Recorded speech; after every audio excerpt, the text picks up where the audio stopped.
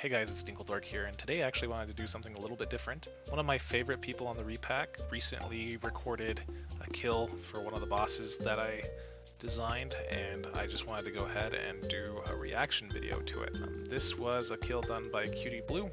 If you are part of the Discord, you know exactly who this is. They've been very helpful creating guides for the community for different things that I've changed. It's honestly just been a wild ride to see this person progress with their YouTube channel because they've just got amazing videos and they're really spot on with their editing. So this is just a preview video. This is not actually the released version, but I wanted to do a reaction anyway because I thought it would be fun to kind of talk about the fight, my intentions behind the fight, problems with the fight, and how I could have done things differently looking back at it now. So this is the second to last boss in Molten Core. His name is Smolder. He's basically an ember wyrm. He's got some connections with the Lich King. I haven't explained that out completely yet. Anyways, I wanted to get you guys acquainted with it first. This was one of the first major raid boss fights that I made that was custom. It's actually entirely written in Lua. So for those of you who don't know, Molten Core is actually a 25-man raid in my repack. I did this because players use NPC bots, and it's really painful to try to gear out 40 NPC bots at a time. So she's doing this completely with AI. Granted, her party is pretty decked out. They're all pretty much in tier 3 gear, or tier 2, and they have some of the power creep that I introduced as well. Not to mention, she's actually just really skilled as a player and has been doing this for a long time. She's given tons of feedback on a lot of the other fights that I've done, and yeah, it's just been invaluable. She's a great player. Let's check it out.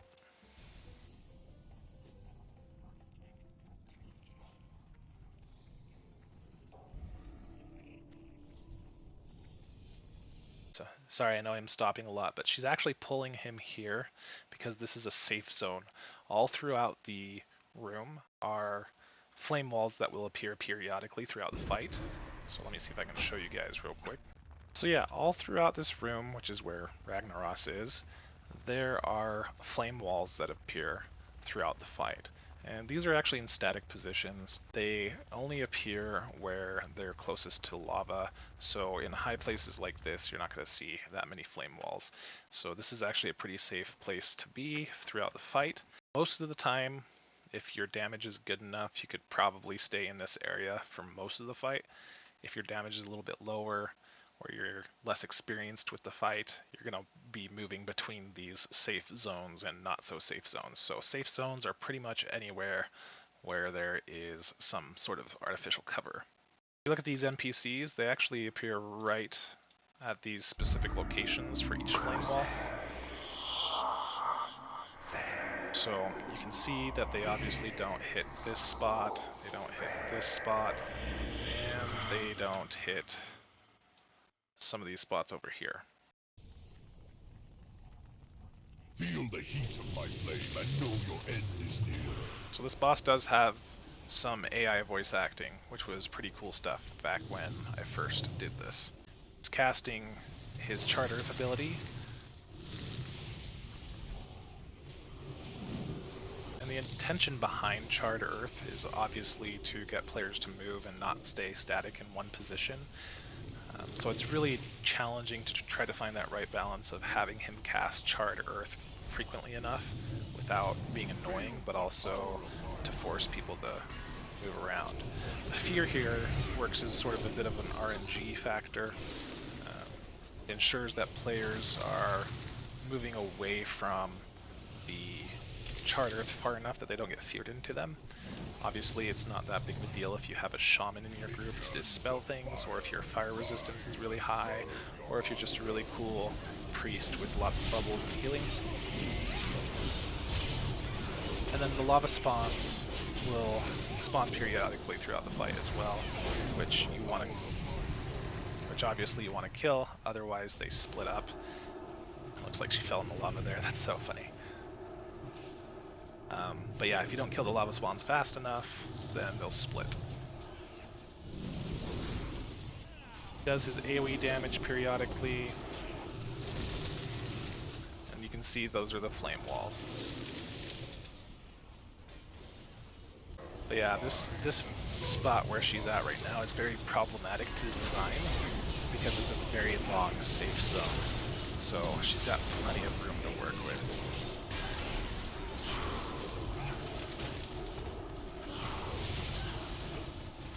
Now, if I wanted to be mean, I could have added a flame breath in there as well. He does have a tail sweep, so you don't want to be behind him, but he's fairly safe to stay out in front of currently.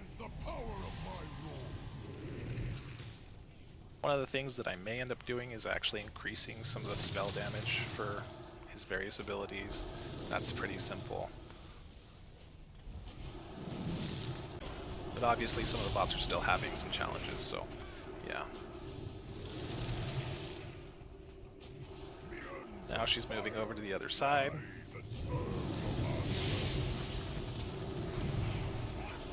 She's just healing her way through all that damage right now. She's like stepping in 4 of those currently, so.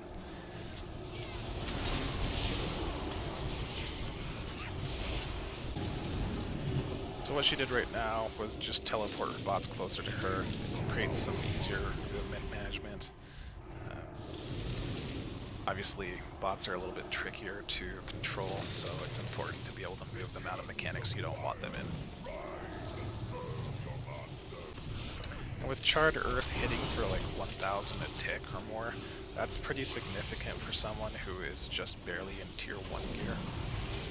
A lot of times players only have around 3,000, 2,000 health, maybe a bit more.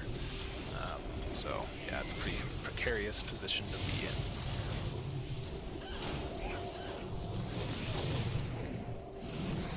So just an interesting side note, this Charred Earth, there's actually a limitation on the amount of AoE crap you can have on the ground. I think it's like 3 or 4 at a time, and it's not persistent.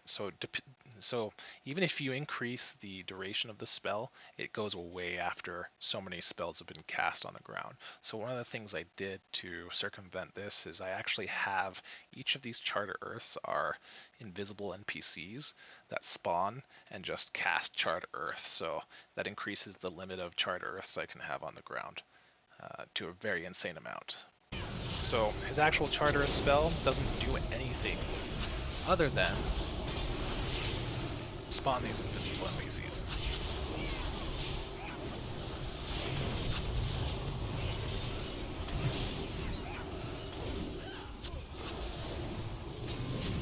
It looks like her Death Knight died. Or no, that's actually her Dark Ranger died. See, this is why it gets a little bit tricky with the fears and the management of space, because you don't want to get feared into those so often, because you can only deal with so much damage at any given time. Minions of fire, rise and serve your master.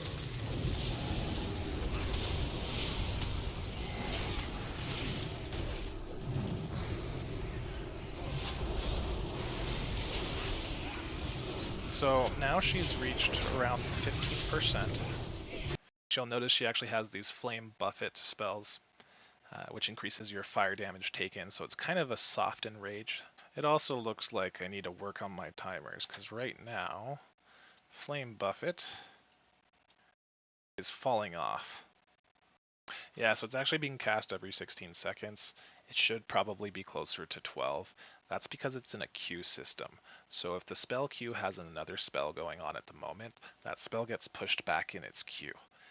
I did this because I didn't want Smolder to be skipping spells. So I'll probably end up lowering that to about 12 seconds, just to be safe. Another thing you'll notice about the script too is that this spawns a ton of minions. So I have minions spawning at the entrances here to keep players locked out. If Smolder gets close to that entrance, he'll actually despawn, and that's just to prevent people from taking him out of the room. I've also gotten a little bit more complex in terms of the targeting. There's spells that he will cast on melee characters and ranged characters, depending on how far and how close they are, so no one gets left out. But anyway, let's go ahead and see the kill.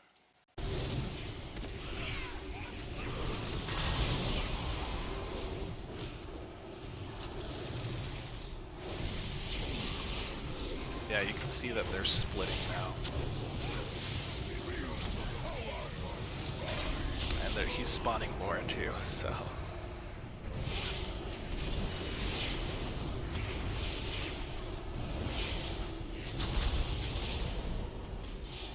It's also possible that some of her raid members are resisting flame a little bit, so that's also something else to consider, is to remove the ability to resist said spell. Anyway, she did a great job. I thought it was a very clean kill considering. She's been extremely helpful in the community. I've loved having her around, so good job.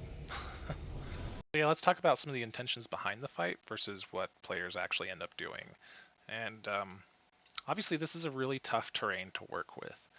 You have, especially if you're wanting to do any form of environmental shenanigans. So if you want to do flame walls and things of that nature, you have to really decide where you're going to put them. Could I randomize them a bit? Yes, I could. But I do feel like having static positions is totally fine as long as you get players to somehow move. And so that's the purpose of the Charred Earth ability, is to force players to move between safe areas. Now obviously that didn't happen a whole lot in the last video.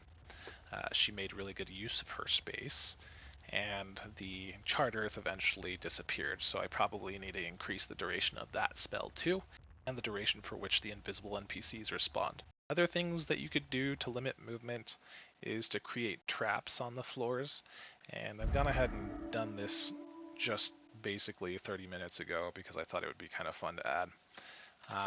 But basically all you do is you step on one of these guys and you spawn a bunch of whelps, right?